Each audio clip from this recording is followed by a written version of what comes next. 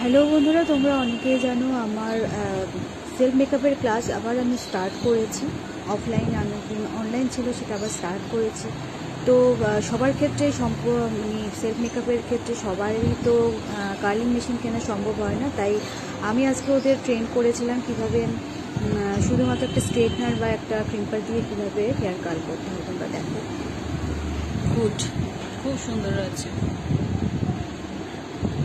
মাত্র একটা ক্রিম্পার দিয়ে আর একটা পেন্সিল দিয়ে কীভাবে কার্ল করতে হয় সেটাই শিখি। বনিদীপা, দেখি বলো কেমন শিখেছো আমার কাছে কদিন ক্লাস করে তুমি? খুব ভালো শিখেছি, কিছু জানতাম না। দিদি খুব সুন্দর করে শেখায়, আর দিদি খুব ভালো, যা জিজ্ঞাসা করি বলে দেয়, যা জিজ্ঞাসা করি না তাও বলে দেয়। নিজের বেসটা দিয়ে শেখায়, আর ব্যবহার আরো ভালো। Thank you. শ্রাবণী, বলো এই কদিন শিখলে কেমন লাগলো? কি শিখতে পারলে আমার কাছে কতটুকু? খুব ভালো লাগলো। অনেক কিছু জানতাম না, ছোট ছোট জিনিস যেগুলো জানতে পেরেছি। আর এইগুলো তো জানতামই না যে এরকম পেন্সিলে দিয়ে এগুলো করা যায়। এগুলো অনেক কিছু জেনেছি, ছোট ছোট জিনিস।